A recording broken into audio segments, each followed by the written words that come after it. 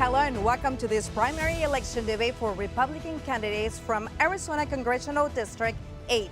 This debate is sponsored by Clean Elections, the state's nonpartisan voter education agency. My name is Mari Rábago and I'm joined with Steve Goldstein, who will be your co-moderating today's debate. The format for this debate will probably be familiar to you, but the way we're sharing this debate is part of a brand new effort to support democracy in Arizona. Thanks to a partnership with the Clean Elections Commission and the Arizona Media Association, we're working to make sure these 2024 debates are the most accessible in Arizona history. That means this conversation will air on a long list of local TV stations, radio stations, and digital platforms, including support from local newspapers. It's a shared effort among hundreds of local media brands across Arizona. That is correct, Steve, and transparency is critical here. That's why this debate has been designed with input from a broad group of journalists in Arizona representing urban and rural communities. And we have tried to keep the rules very simple. Each candidate will have 2 minutes to make an opening statement and 1 minute for a closing statement. Candidates have draw straws to determine the order. Throughout the debate, Mari and I will pose questions to each candidate, allow them to answer, and then make sure other candidates have a chance to respond. Whenever a question is directed to a specific candidate, only that candidate's microphone will be open. At all other times, every microphone will be open. Thank you to voters across Arizona who've submitted questions for this debate. We've reviewed all of them to make sure every voice is heard. However, no candidates have been given advance access to any of the questions. With that, let's introduce our candidates for this debate. Patrick Briody, Abraham Hamadeh, Anthony Kern, Blake Masters, Ben Toma. Trent Franks has declined to participate in tonight's debate. And Mr. Kern, you have the first opening statement. You have 2 minutes. Thank you, Maria. My name is Anthony Kern. My wife Jenny and I, we raised 4 children in our district. We lived in the district, Congressional District 8, for 35 years. I'm a current state senator that was endorsed by President Trump in the 2022 election. I've served 2 years in the state Senate, 6 years as a state representative. I am a precinct committeeman. I'm a state committeeman. I'm a member at large in Congressional District 8. I was recently elected as a national delegate to the RNC convention in Milwaukee, Wisconsin. I am a member of the Arizona Freedom Caucus. Some of the ratings I have a 100 rating by the American Conservative Union, a 100 rating by the Arizona Free Enterprise Club, an A rating by the National Rifle Association. I am staunchly pro-life. I believe life begins at conception. I have a strong, proven conservative record at the state capitol, which I will be bringing to Washington, D.C. I'm a member, or I was a reserve deputy marshal in Tombstone, Arizona, and I'm just, again, a strong, proven conservative that will fight for you, the voters of CD8 in Washington, D.C., as my record clearly shows. Thank you. God bless. Thank you. Blake Masters, you have 2 minutes. Thank you. I'm Blake Masters. Most of you know me from my Senate run 2 years ago when I took on the national Democrat machine. I think Chuck Schumer and Mark Kelly spent about $100 million trying to take me down. But of course, I also took on the Republican national machine, right? The establishment. Mitch McConnell, if you recall, I'm the guy that Mitch thought was too conservative and too independent-minded. He knew he couldn't control me, so he didn't want me in the Senate. This time, Mitch isn't going to be able to stop me. I think I have a lot to contribute to the US Congress. I'm honored for this chance to run to be your next representative from Arizona's 8th District. I'm a family man. My beautiful wife, Catherine, and I, we have 4 gorgeous boys. I'm a businessman. I'm putting my technology business career on hold because we've got a lot of problems to solve in D.C. The weaponization of government, right? We see what they're doing to President Trump. President Trump delivered peace, prosperity, and a secure border. And 4 years later, Joe Biden's thrown it all away. The Democrats know this, by the way. They know they can't beat Trump at the ballot box, which is why they're trying to take him out with all this bogus lawfare. We can't let that work. But you know what? The number one issue, not just in this race, but facing the entire country, is stopping illegal immigration. I think I've been the boldest candidate, again, not just in this race, but maybe nationwide, talking about how illegal immigration is a cancer. I think cancer is actually the right metaphor for it, because when you have cancer, you have to stop it, right? What happens if you don't do anything? Well, the cancer grows. It metastasizes, and then you die. And that's what happens when you let 20 or 30 million illegal aliens into our country. There's economic problems with it. We'll talk about that. There's public safety and crime problems. We'll talk about that. But my pledge to you is when you send me to D.C., I will be the most conservative, most right-wing, anti-immigration member of Congress. We need to deport 20 or 30 million illegals, because if we don't, we're not going to have a country. Thank you. Ben Toma, you have the next opening statement, 2 minutes. Thank you. I'm Ben Toma, and I'm honored to be here. Thank you for doing this. Appreciate it. I've been living in the district now for 28 years. My wife and I met in the district.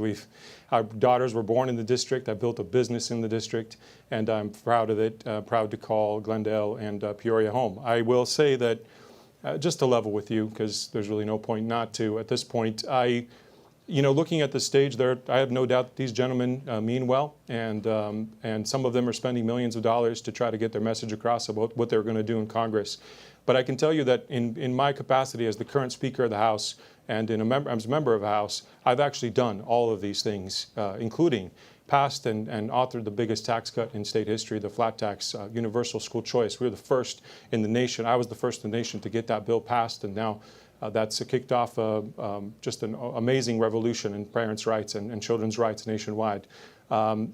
You're going to get a chance to vote on border security in November, and that's something that absolutely we have to do something about, because I think we all agree that the federal government has not done their job, has not secured the border, and we absolutely need to do that. In addition to that, I also authored, and we got through the House, the voter ID on the ballot in 2022.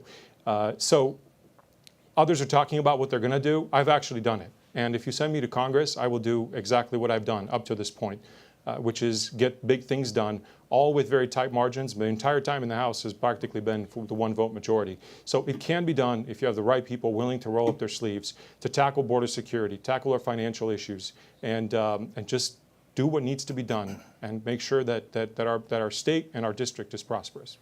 Patrick Briody, you have 2 minutes, sir.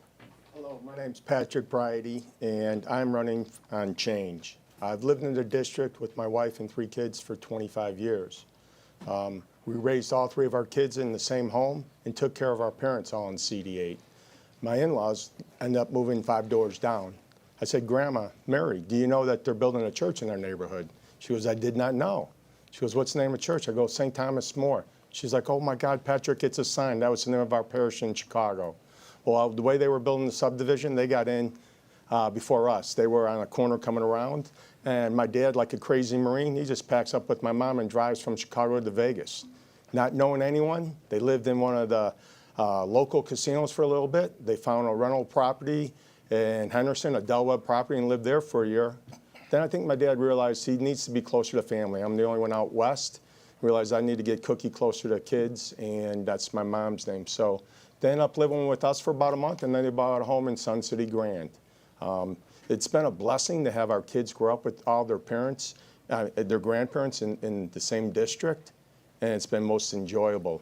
I am running on change. I'm running on term limits. Like Bruce Buffer says, it's time. It's time for change. I'm only committing to 3 terms max. I think the magical number needs to be between 16 or 18. That's enough for a generation, whether it's 2 in the House, 2 in the Senate, or all in the House. But I think it needs to be done. Each generation is going to have challenges. They need to be making decisions for their generation. Definitely a sovereign nation must have secure borders. That's the golden rule. You must vet people coming in. We're a land of immigrants, but we have to do it the proper way. It needs to be done the proper way. Those who came here legally are the biggest proponents of it. Thank you very much. Hello, my name is Pat.com. Mr. Hamadeh, you have 2 minutes. Hi, I'm Abe Hamadeh. I'm a veteran and a former Army Reserve captain and intelligence officer who was deployed overseas and vetted terrorist threats. I'm also a former prosecutor at the Maricopa County Attorney's Office. I'm the only candidate in this race endorsed by President Trump and Kari Lake. In my family, we grew up in this district. I went to schools in Peoria, at Terramar, Stetson Hills, and Happy Valley. My family had a small business for 15 years on 35th Avenue in Thunderbird. It was my brother's first job as a lifeguard up in Anthem. And this district really allowed my family to achieve the American dream. At one point, we were on food stamps. I know what it feels like to have to skip a meal. And I know many of you do too now in this Joe Biden economy. But if you look around, our country's collapsing. We have a wide open border that's been opened intentionally by this Biden administration. And that's why on day 1, when I'm in Congress, I'm going to introduce legislation to classify the drug cartels as a foreign terrorist organization. we have to go to war against these monsters. I know better than anybody that our elections are completely compromised, and I can't wait to join President Trump in Washington to fix our elections once and for all. And having served overseas in the military, I know that we are on the brink of entering World War III. If you look at what's happening, we've alienated our allies like Israel and have emboldened our enemies like Iran. We need to return back to an America First foreign policy. And now our economy is hurting so many people. Inflation is on the rise, our dollar is being devalued. Nobody can afford to live in our country anymore. But I think we have a lot of challenges ahead of us. But ultimately, I don't care what the media says about me or what some of my opponents say about me. I'm a happy warrior. I say that because the best warriors fight for what they love. I love my country. And when America's under attack, send a soldier to fight back. I'd be honored to have your vote. Thank you. Thank you all. Mr. Toma, let's start with the first question of this debate. Do you define what's going on right now at the southern border as a crisis? And what are the first couple of things you would do immediately and propose to do in Congress if you were elected? Certainly, it absolutely is a crisis. I mean, for anyone that hasn't actually been down there to see it for themselves, I would encourage you to do it. Of course, the reality of it is, not only is it a crisis, but it's a manufactured crisis by this administration. Let's not forget that one of the very first things that Joe Biden, I think it was actually on day one, he passed numerous executive orders. I think it was 64 by last count. It might have been more than that, so you'll have to check me on that. But the reality of it is he's caused this problem. The border was secure under President Trump. Now, it's never perfect. There's never a perfect situation, but it was secure under President Trump. And this president has deliberately opened the borders. And unfortunately, Democrats all the way around have continued to push and to defend these policies. In our very own state, here in Arizona, we had Governor Hobbs mentioned in their State of the State, with me sitting beside her, that she wanted to do something about the border, acknowledging that it's a problem. But instead, the only thing that they've actually done up to this point has been to ask for more money from the federal government. In other words, to advertise to the rest of the world, come over here, come, we will have resources to take care of you. And you're now seeing it. You don't even have to take our word for it. You can look at the mayors of places like Chicago and New York City that have said, enough, we can't do this anymore. It is not okay what is happening. We are causing a humanitarian disaster. On top of that, we're enabling the cartels to get away with drug trafficking, human trafficking, prostitution, all kinds of crazy things that are happening that are just awful. Just go to the border and ask to see the rape tree, and then have a discussion about how this is not a crisis, or the fentanyl that's coming across the border. 100% crisis. First thing I would do is make sure that we secure the border. We have to do that first and foremost, because you can't do anything else about illegal immigration or any of these other issues until you secure the border. Mr. Masters, you have 1 minute for a response. Absolutely. I mean, to call it a crisis is an understatement. You know, I think it's an invasion. I agree we need to classify the cartels as foreign terrorist organizations. I think we need to triple the size of Border Patrol, at least, right? And I know that as soon as he takes the oath of office, January 20th of next year, President Trump is going to re-implement all of his successful, amazing policies that actually gave us border security, right? When you think about the border, it's like it's impossible to quantify the magnitude of damage that Biden is doing to this country. I literally think that Joe Biden has committed treason by throwing open our southern border. Some people think that's too extreme. I think what Biden is doing at the border is extreme, right? Laken Riley, she should be alive today. She was murdered by a Venezuelan gangbanger that Biden led in. Rachel Morin, that beautiful mother of 5, murdered, killed, strangled by an El Salvadorian gangbanger. These people don't belong in our country. It's an invasion, and send me to Congress so we can actually do something about it. Mr. Kern, you have 1 minute. Yeah, thank you for the question. So under President Trump, it was the only time that our border was secure. If you remember back then when President Trump was in office, a lot of Republicans actually are the ones that held him back from getting the money that he needed to seal that border, that southern border. Now under a Democrat administration, you have $160 billion going to Ukraine to protect their borders, but you do not have that money going to our southern border. Why? Because everything the Democrats touch and everything the Uniparty touches, they destroy. What is being done at our southern border with 165 different nations coming in, what you saw on October 7th and what you saw on 9/11, that is going to happen here. We have terrorists in this country that are set to destroy destroy our nation, and it is all because of the Biden administration and the Uniparty. And so we've got to elect President Trump. I will stand behind him to shut that border, to deport all the illegals and send them back to Mexico, and then they can find their way back to their home country. Okay, thank you. Mr. Hamadeh, you have 60 seconds.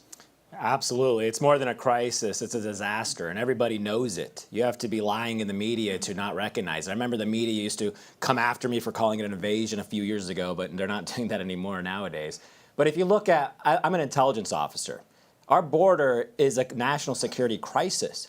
If you actually see what's happening, we've had 30,000 Chinese nationals cross our southern border over the last 6 months. That's scary, because as an intelligence officer, you have to think like the enemy.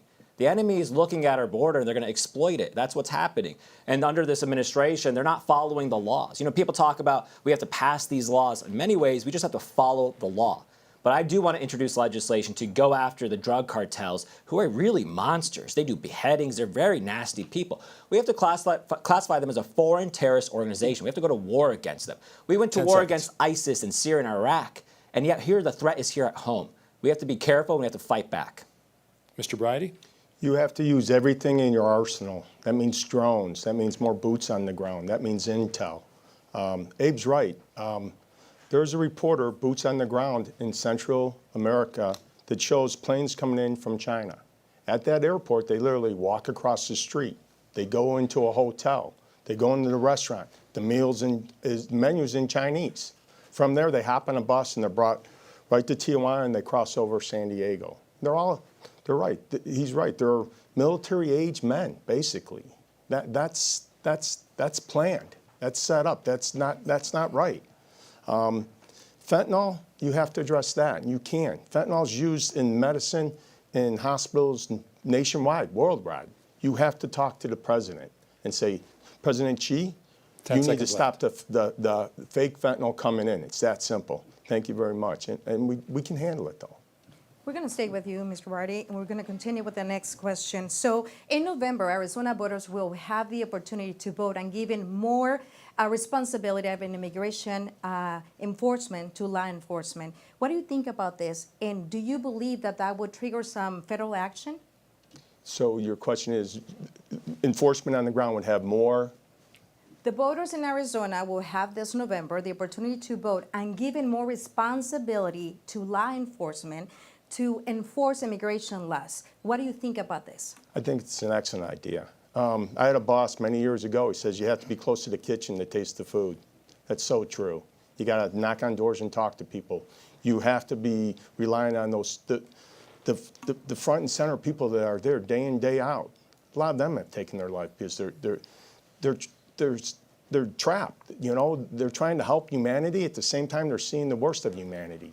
So, hands down, I'm 100%. I think that would be a great idea. And you need to share information with others that's working, you know.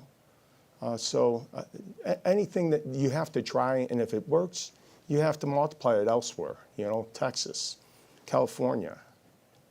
So it's something that it can no longer kick the can down the road. Congress has to write that bill to make it to come here. You want the best and brightest minds to come to your country. 5 seconds. Hands down. I greatly appreciate it. Thanks, ma'am. Mr. Hamadeh, you have 60 seconds to respond. Absolutely, the voters should vote on that measure. Right now, it's an act of desperation when the federal government is not following the law. What is the point of the federal government if they're not securing our border? It's not just the southern border. If you look at the northern border with Canada, there's a lot of people crossing into our country illegally also.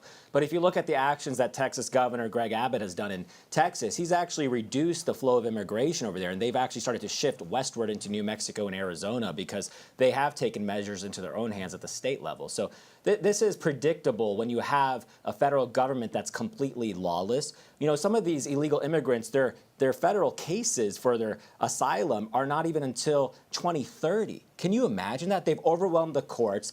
They're now utilizing all the money of taxpayers, and they're really abusing the system. This is why we have to start deportation. We got to get President Trump back into office because our country cannot survive with a wide open border like Biden has done to us. Mr. Kern, what is your opinion in this regard? You have 60 seconds. Thank you. So I had the honor of voting for that, I believe it was an HCR in the state Senate just a few weeks ago to allow voters the choice to basically protect themselves. Many Republicans support law enforcement. Many Democrats do not. So the reason why we have it go to the voters is because Governor Katie Hobbs failed to, or she vetoed the first bill. And so we have an issue. As someone stated on this platform here, many Americans have died. Recently, a 12-year-old girl, a mother of 4 or 5 children, jogging down a jogging path, gets raped and brutally murdered by an illegal immigrant. We've got to stop. It is the job of the government to protect its citizens. The Biden administration is not doing it, and I believe for the number one reason is because it is a voting bloc to the Democrat Party with the federal-only ballots. And so they're not protecting the citizens. The Republicans are asking the voters to vote for that in November, and I ask the voters of Arizona to pass that piece of legislation. Mr. Master, you're next, and you have 1 minute. I hope it passes, and it's really sad that it's come to this. You know, immigration and protecting our border is supposed to be a federal prerogative, but when Joe Biden and the national Democrats in charge refuse to do their job, right? It's not like they're trying really hard to secure our border and just failing, and that would be bad enough. That would be costly enough. No, Biden's not even trying, right? Day one, he surrendered our border, and the feds aren't doing a thing about it. So I think we should empower our law enforcement at the state and local level to try to solve the problem. But that would be a Band-Aid. That would be a temporary measure. What we really need to do is to elect President Trump again, get him back in the White House, and I think he was the best immigration president in our lifetime, maybe ever. He knew that America belongs to Americans, right? We can accept some legal immigrants, but you got to come the right way. Trump knew how to get border security done. And when you ask rank and file Border Patrol members, and I have talked to a lot of them, they give Trump an A+. They give Biden an F because they know he's just not letting them do the jobs that they want to do to protect us. Mr. Toma, finally, your response, and you have 1 minute. Thank you. Certainly, I mean, if we're having this conversation, and let's be clear here, because the federal government has failed to do their job, so wholeheartedly agree with that point. And it is sad, the situation.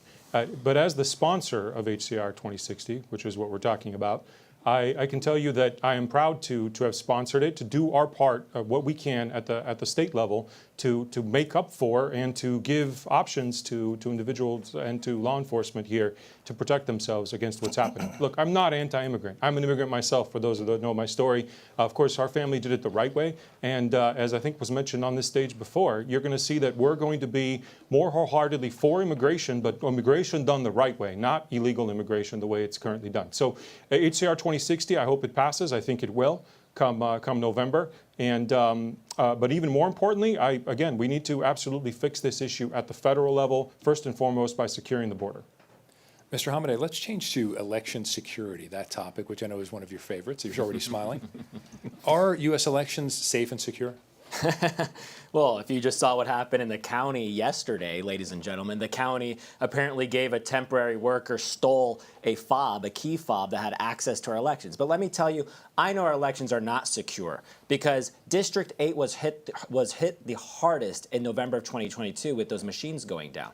My race was supposedly called by 280 votes out of 2.5 million, yet there are 9,000 uncounted ballots in that race. And yet we're still in the courts, believe it or not. And you know, we know it's a compromised system too, because Carrie Lake, she got an expedited appeal and she actually got multiple trials, and yet we're still asking for a real trial because the government withheld the evidence. But no, it's really sad that the people in charge who should be giving confidence in our elections ran a disastrous elections, and they haven't been held accountable by the courts, by the media. I think people should be asking, you know, what happened yesterday with this supposed Democrat Party activist, that's what every indication shows him, that he stole a key fob that has access to all of the machines. Very suspicious, very suspicious. But we will secure elections with President Trump. That's why I'm proud to have his endorsement.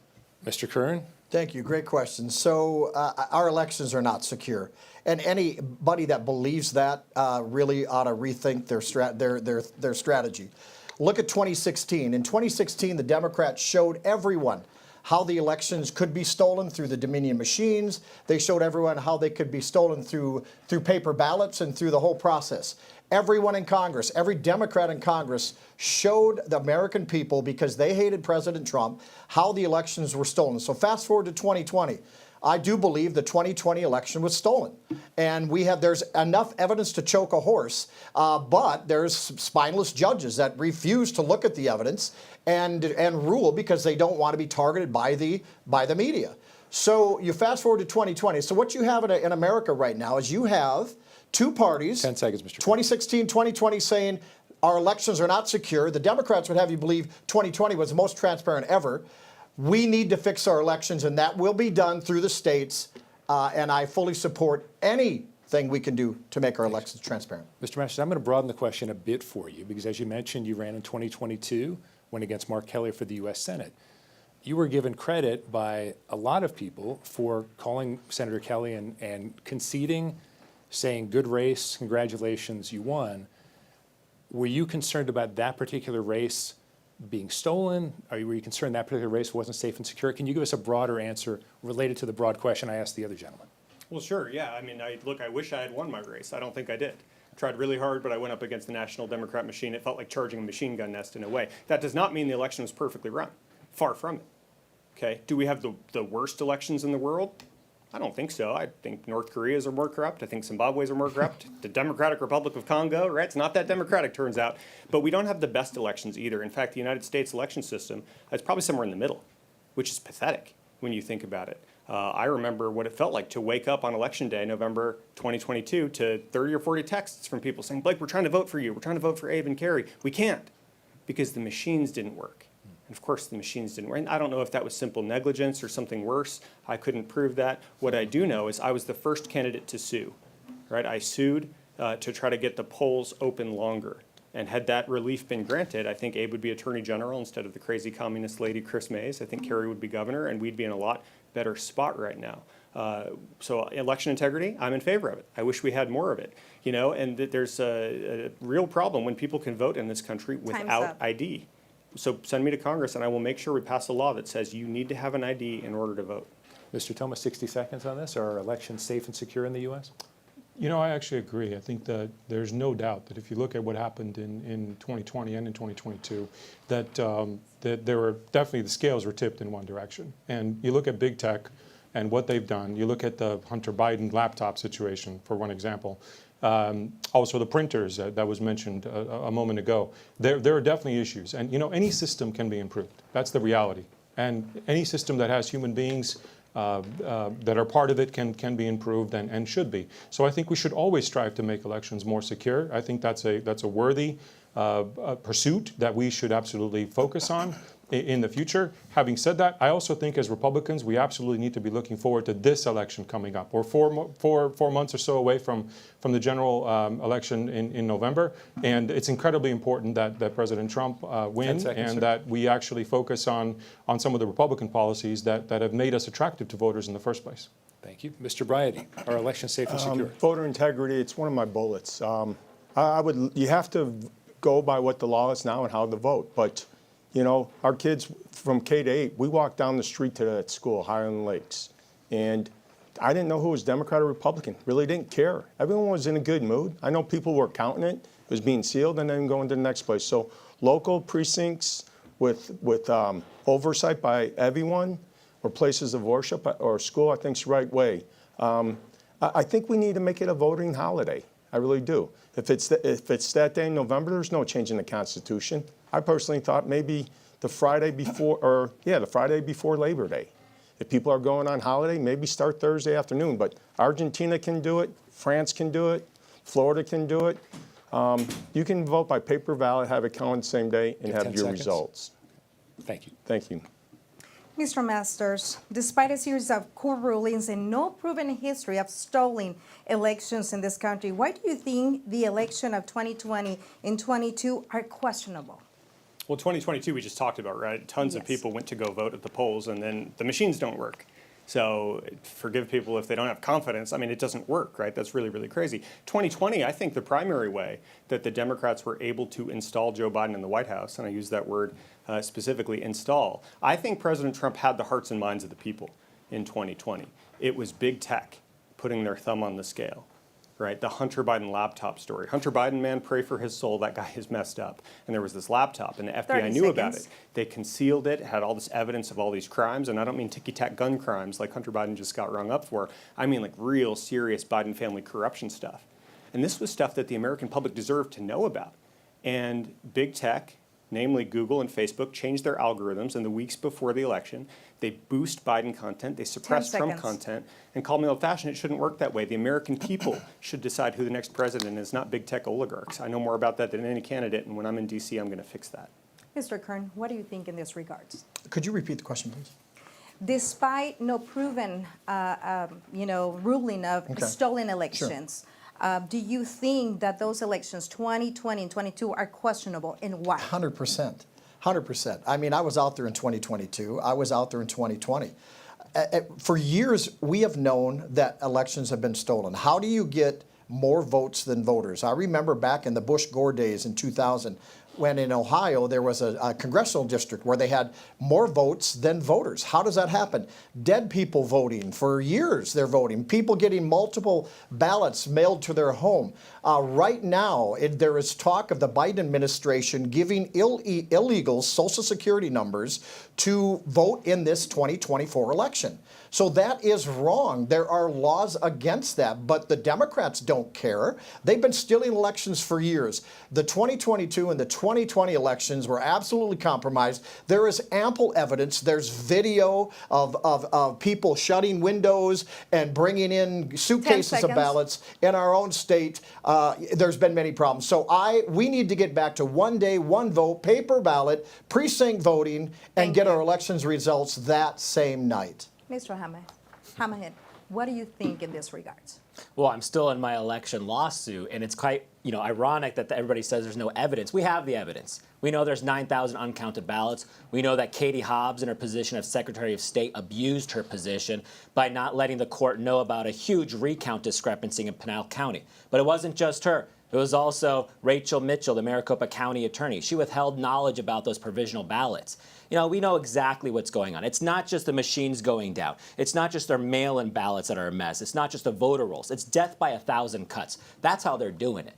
I agree. We have to go back to one-day voting. It's absolutely insane that some states vote 45 days before Election Day.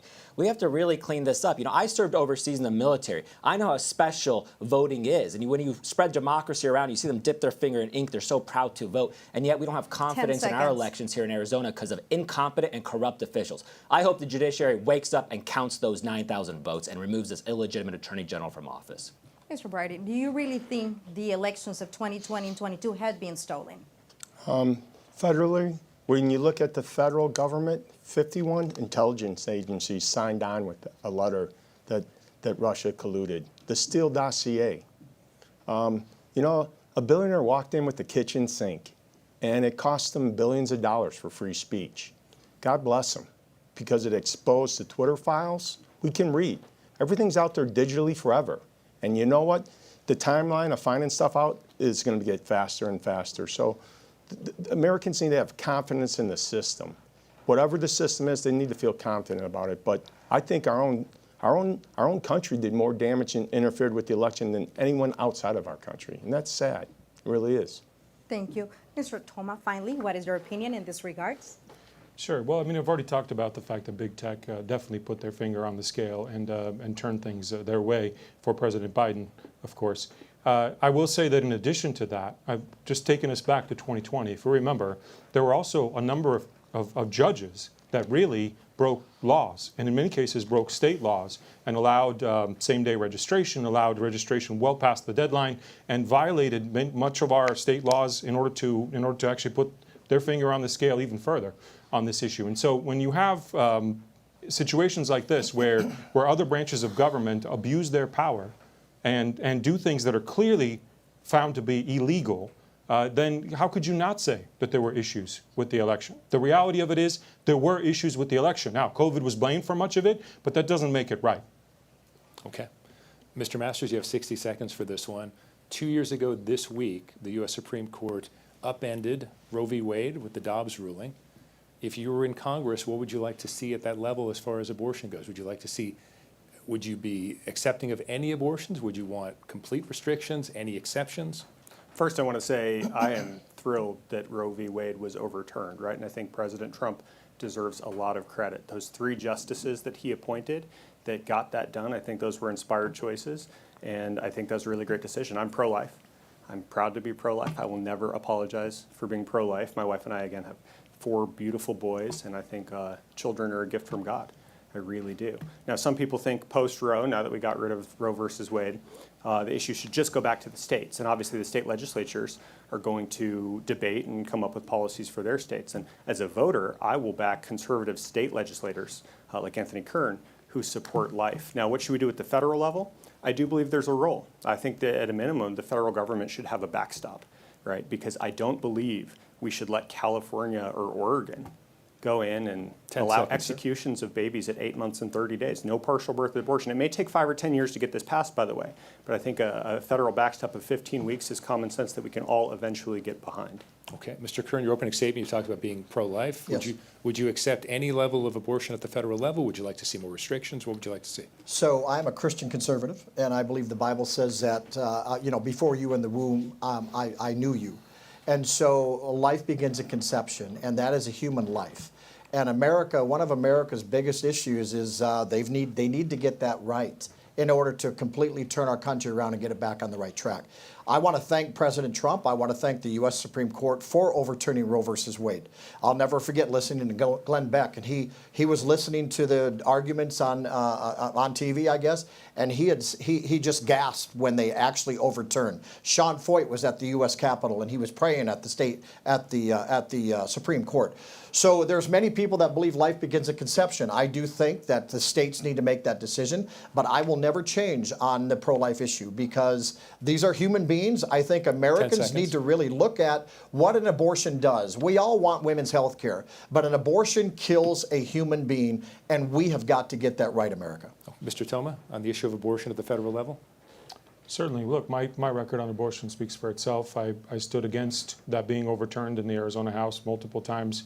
Unfortunately, at the end of the day, what happened, and the rule of 31, that's what happens in our legislature. Having said that, I will say that, if the question ultimately comes down to is should there be a limit to abortion at the federal level in the case of those states that have gone way too far, I think it was mentioned before, those that want to go to a partial birth abortion or something just barbaric like that, then yes, I would support that. I would support it wholeheartedly because I think that's barbaric. And look, my wife and I have been blessed with 6 daughters. 5 of them are ours biologically. They're all amazing and they're all blessings from God. And as such, I think we need to absolutely protect life. And as a culture, if we continue to allow death to reign, we will reap those those punishments that come with it. Mr. Hamadeh, abortion at the federal level? Laws alone are not going to change morality. I applaud President Trump for what he did by appointing those strong conservative Supreme Court justices. For a long time, even Ruth Bader Ginsburg thought that it should not be at the federal level. So I appreciate that it's back at the state level. Now it's going to be up to each individual state. And so I don't believe the federal government has a role. I do think in Congress, my job is to make sure that money is not going to Planned Parenthood in any of these abortion clinics. But if you look at here in Arizona, we have a lawless government. You saw Chris Mays and Katie Hobbs. They both said they didn't really care what the Supreme Court was going to say. They weren't going to abide by it anyway. So text on a piece of paper is not going to solve this. We have to look at what's happening. Europe, which is pretty godless, they ban abortion after 12 weeks. And yet here in America, it seems like it's passing all over the state. So it's going to take us time, but I do think it's a fight worth having. But it's going to take a cultural fight here at the state level. Mr. Briody, you have 60 seconds. There's some boulders in your life that I won't change, and I'm pro-life. I follow my faith. I do believe, like others here, that life begins at conception. I think you need to educate the young. We've been getting a lot of cards in the mail regarding are you pro-life and stuff. I think I'm up to about 26. I returned 25 of them with answers. One, she didn't have an address, so I couldn't do that. I ran out of cards, so I started using birthday cards. And I just put, if one young adult changes their mind, this could be a lifetime on earth of sending a birthday card. So we need to show the young ultrasounds. When my wife had our children, what an ultrasound looks over decades. And passionately and lovingly, never give up, but it's a good fight to have, but you have to have it with passion and love. And you can show through technology what a child looks like throughout the whole time. Well, gentlemen, let's speak politics. How's that? So we'll start with you, Mr. Toma. Former President Trump was recently found guilty by a jury of 34 counts. How strongly do you support Donald Trump in his run for presidency this term? Well, I think it's a sham what happened. I mean, I think for those of you that don't know my history, I was born in a communist country where government institutions were used to persecute anyone that disagreed with the leadership of the party. And that's what's happening here. And if people can't see that, it's almost amazing to me watching, you know, and watching this happen, watching the weaponization of our institutions against a former president, much less what could they do to us, the average regular Joe. I just can't even imagine the fact that people are not seeing this for what it is. It is a sham, and as such, I think we all need to stand up and say, no, enough is enough. The people will speak in November. President Trump will be elected. I support him, and I'm done with Biden's policy, and I think the average person in Arizona for sure is, and 10 hopefully seconds. the entire country as well. Thank you, Mr. Toma. And Mr. Masters, your turn to respond. Do you support? I support President Trump 100%. And what we saw was a lawless kangaroo court, right? You got all these kangaroo courts coming after him because they know they cannot beat President Trump at the ballot box, right? The Democrats have nothing to run on. And everything they accused Trump of, by the way, Hillary Clinton actually did, right? So it's all just projection on behalf of the left. The only thing President Trump is guilty of is making America great again. And he's going to do it again. We're going to give him that chance by electing him resoundingly in November. I don't believe that the American people for a second actually believe this stuff. People remember, it wasn't that long ago that you didn't have to worry about inflation, right? What was inflation when President Trump was in? It was like less than 2%. You could actually afford breakfast cereal and eggs for your kids. You didn't have to worry about border security. You didn't have to worry about your 12-year-old being raped and strangled in the neighborhood park. And now you have to 10 worry about all seconds. that because Joe Biden. So this is a kangaroo court. Trump is being persecuted, but he's going to persevere. We've got his back, and he's going to make America great again. Mr. Kern, you have 1 minute. Thank you. Yeah, Trump's a fighter. I'm a fighter. All you have to do is look at the numbers and the money he raised right after the sham indictment, and you'll see that the American people, they aren't as dumb as the Democrats think they are. So I am also being drugged through the mud the same way President Trump is. I've had the FBI at my door, the DOJ at my door, and the state attorney general at my door. And I'll tell you, it doesn't feel good. We've had to put up security cameras. My wife has to keep the windows shut. We know when they're out front. We have video cams of them. And it's not easy being in that situation. But I know that Jesus Christ has my back. And I know that I did nothing wrong. And I know that our government is weaponized against the American citizens. I am honored to be that person that is a target of the FBI, the DOJ, and the Attorney General, just as Trump 10 is, seconds. because he is appointed for such a time as this. I am here for such a time as this. And I would rather me go through it than the voters of Congressional District 8. So I'm honored by that. I will fight for you in this. And we've got to de-weaponize Time our is up. judicial system and our federal government. Thank you. Mr. Hamadeh, you have 1 minute. Absolutely. Well, I'm the only candidate endorsed by President Trump, and it's because he knows I'm a courageous warrior.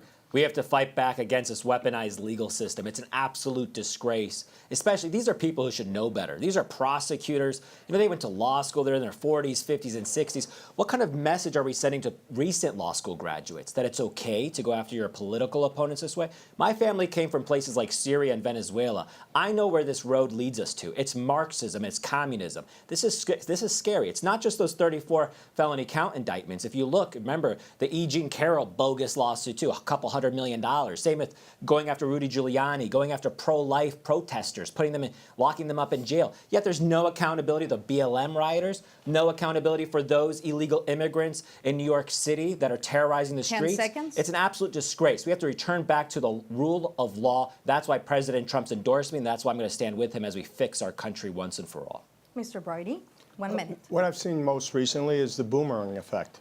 Be careful what you ask for, what you wish for. Harry Reid, go nuclear on the Supreme Court. What happened there? I wish the three branches would stay in their lane. I don't want a blue robe. I don't want a red robe. I want a black robe. I don't want a president who says I have a pen in my hand and a phone. I don't want executive orders coming out from day one. Stay in your lanes. Stay in your lanes. Yeah, it's criminal. What they're doing is putting him back in office. You can see by the small donations he's getting that people are fed up. And they're fed up. It's Americans that are fed up of all race, creed, and color and sex. They've had enough. Stay in your lanes. It was set up for 3 separate branches of government. It should stay that way. Thank you. Mr. Hamadeh, District 8 has a lot of retirees. They are concerned about entitlements and entitlement reform, specifically Social Security and Medicare. Would you attempt to reform those? Would you attempt to privatize those if you were in Congress? Absolutely not. These are entitlements that they're owed.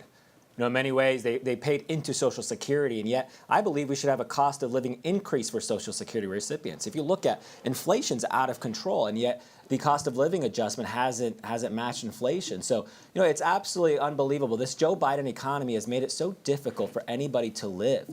You know, and if you look at, these are people on their fixed incomes. They're seeing their car insurance rising. They're seeing their home insurance rising. So no, we cannot touch entitlements. We're spending all this money sending it overseas to Ukraine, a couple $100 billion where a government has no ability to audit the money. You know, it's an absolute sham what's happening. But we have to protect Social Security. I know President Trump has pledged to do that, and I plan to do that when I'm in Congress as well. Mr. Kern, you have 1 minute on that. 100%. Yeah, CD8 voters should not worry about their Social Security. They tax when it's going in and they tax it when it's going out. We need to eliminate the Social Security tax, in my opinion. Leave it alone. That is money that they have put aside. Government should not be spending it. It should be in a bank account at the federal level, and just leave it at that. So the reason why it is a big concern is because of the inflation and the high costs of food and gas and car insurance and mortgages and all of the above. People are pinching every penny because of the current Biden administration. When President Trump was in office, things were very good. Inflation was at an all-time low. Jobs were at an all-time high. The border was secure. People didn't have to worry about their Social Security. But now with Joe Biden spending us into oblivion, growing the federal government, opening our southern border, inflation out the roof, Americans have to be concerned. Our district voters, when Anthony Kern is elected to Congress, will not have to worry about their Social Security. Thank you. Mr. Masters, entitlement reform, where do you stand on that? I'll be super clear. We will never cut Social Security.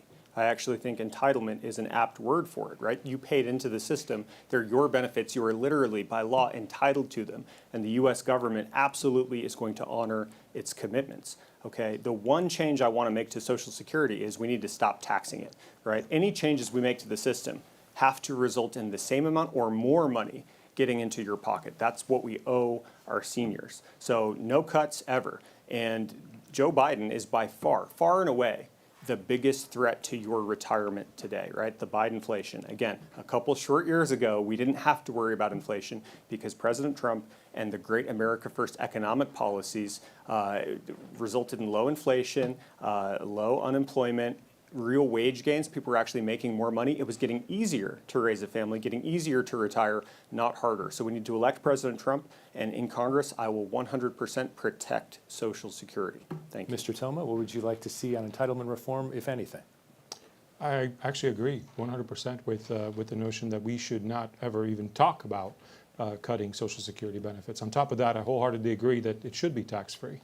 The income from Social Security should be tax-free as well. But here's the thing. Math is a thing. You have to make the budgets work. And in my experience, I can tell you the best way to do that is to make sure that you have a good regulatory environment. People are willing to invest.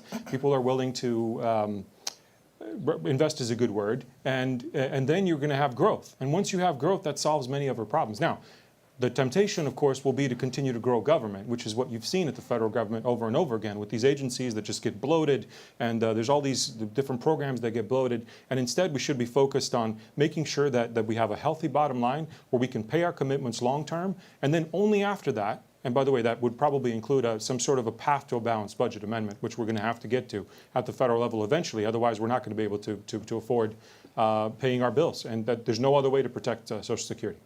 Mr. Briody, Medicare, Social Security, would you protect them? Would you reform them?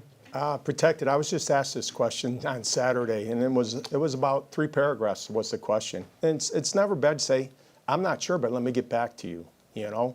And I'm at the end of the baby boomers. And my first job with Uncle Sam taking out money, I was 14 years old. Yes, I want that. And absolutely, you shouldn't tax it. We tax you on everything. We tax you when you die. So that being said, I went to my daughter, who's a JAG. She's stationed in Ramstein, but she's doing a leadership course at Maxwell. And she was driving back, visiting friends from Atlanta. And I said, Bridget, I'd like to send this to you because I'm not 100% sure. I can research it. And she knew. She says, many lawyers went, no, 1937. This was constitutional. That's it. End of story. End of debate. And the way the wording's a little different, and the 2 cases that they wanted me to rep. So I emailed back to the association that You have had 10 that seconds, meeting sir. and explained, here's the law. So, but the next generation, let them make that decision, you know? Thank you. Thank you, guys. And it's time for closing statements. Each of you will have 1 minute, and give us some time. We will politely cut you off if you run over. Anthony Kern, you have your first chance for that 1 minute closing statement. Thank you. Before I forget, my website is votekern.com or kernforcongress.com. Please look at it. Check out the media page.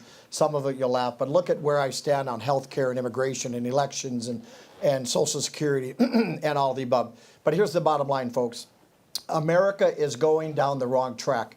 Everyone feels it. Everyone sees it. A lot of people just don't know what to do. So I ask the voters of CD8 for 2 things. 1, pray to God over our country. The Bible says, if my people who are called by my name will humble themselves, seek my face, turn from their wicked ways, I will heal their land. I firmly believe if we do that as a country, I believe Tennessee just implemented prayer and fasting in their state. I think that's a great idea. We need to do that as a country because morality needs to come back in. That's why we find ourselves lost. And secondly, vote 5 for seconds, a sir. fighter. A proven conservative fighter. Okay. You will never have to guess where Anthony Thank you, Kern sir. is. Kernforcongress.com. Okay. Blake Masters, you have the next closing statement. 1 minute, sir. Thank you. I'm Blake Masters. I'm running for Congress to support President Trump's agenda and to stop illegal immigration. Again, I think that illegal immigration is a cancer that is killing our country. It makes everything expensive. You know, you think the cost of housing has gone up? Well, it has. Do you know why? Partly because you've got 20 or 30 million illegals in our country who shouldn't be here. Well, most of them aren't homeless, right? They're living under some roof, and that costs money. That drives up the cost of housing, and you, the taxpayer, very often are paying for it. It makes our streets more dangerous, right? I have 4 kids. You've got kids and grandkids too. Our kids, our American children, are literally less safe in the streets now because of Biden's open borders policies, right? And finally, illegal immigration is changing our culture. Okay, if you import the third world, you get the third world. 10 seconds. I don't want that kind of future for my kids or your kids or grandkids. So send me to Congress. I will be the most hardcore anti-illegal immigration congressman representing you. Thank you. Mr. Ben Toma, you have 1 minute for closing statement. Thank you. Washington is broken. Congress can't get anything done. That's why you see presidents really rule, if you will, through executive orders. You know, I'm honored to be endorsed by current Representative Debbie Lesko, by Governor Jan Brewer, by the Arizona Police Association, by Senator John Kyle, and so many others, because they know what we all know. We have major issues that we have to tackle. Illegal immigration, border security, financial issues that we touched on a little bit today as well. And they trust, and as well as the average citizen in District 8, trusts that actions speak louder than words. You know, I'm a Christian as well, wholeheartedly believe in certain proverbs, and one that I stand by 100% is that you'll know them by their fruit. Look at the actual record. I'm the only one here that's actually gotten these tough things done with 1 vote majorities. 10 seconds, I can do the same in Congress. bentoma.com, again, bentoma.com. Appreciate your vote. Patrick Briody, you have 60 seconds. I'm endorsed by no one, but also I'm beholden to no one, except for the constituents in CD8. I put this tweet out there in 2017, and it goes like this: I never wanted my president to fail. What I do want is drain the swamp. It equals term limits. Burst the bubble. Institutions encourage debate. And last, mainstream media search for truth and report the facts. A new year, 2017, still holds true today. I want to thank you. And I will go anywhere to talk to anyone anytime, any faith of worship. I'd be more than welcome to come. I'm Christian as well. And the parish near me where I grew up in the early 60s, the father wrote this song, and it went, he had to come up with it. He wrote it in a day in the basement with the choir. And it's, they'll know we are Christians by our love. And we need to unite. We need to unite as a party, as a country, as in faith. So thank you very much, and I greatly appreciate the opportunity. Thank you. Abraham Hamadeh, you have 1 minute for the closing statement. Thank you. I know many of you feel helpless, are scared, are angry, and you should be. Our government has been stolen from us. If you look around us, it feels like upside down land. Now, I've never talked more about transgenders ever in my life except the last 3 years. Now, this is a narrative that they're pushing on us. It's very odd. Our border is completely open. Our elections are compromised. But let me tell you, we are more powerful than they can ever even imagine. For too long, you haven't had a voice. I'm running for Congress to not just give you a seat at the table, but to put you at the head of the table. This government belongs to you, we the people. And it's time we elect strong, courageous warriors who are going to fight for our interests. I'm proud to be endorsed by President Trump and Kari Lake. They're my friends, they're strong fighters. 10 seconds. And I'd be honored to have your vote for Congress. Thank you. Thank you, each one of you. And this wraps today's debate with the Republican candidates for Arizona Congressional District 8. As a reminder, the Arizona primary election is on July 30th, and early voting starts July 3rd. Or registered voters can participate in the primary, including independents. There are a lot of offices up for election this year, so we'll keep hosting debates through the November general election. Head to azmedia.org to see a list of every local media partner, plus upcoming debates, and where you can find them on TV, radio, and digital platforms. You can also see the full debate schedule, learn more about clean elections, and submit questions for future debates by heading to azcleanelections.gov. On behalf of our partners at Clean Elections, the Arizona Media Association, Reister, and Bitfire Studios, thanks for joining us.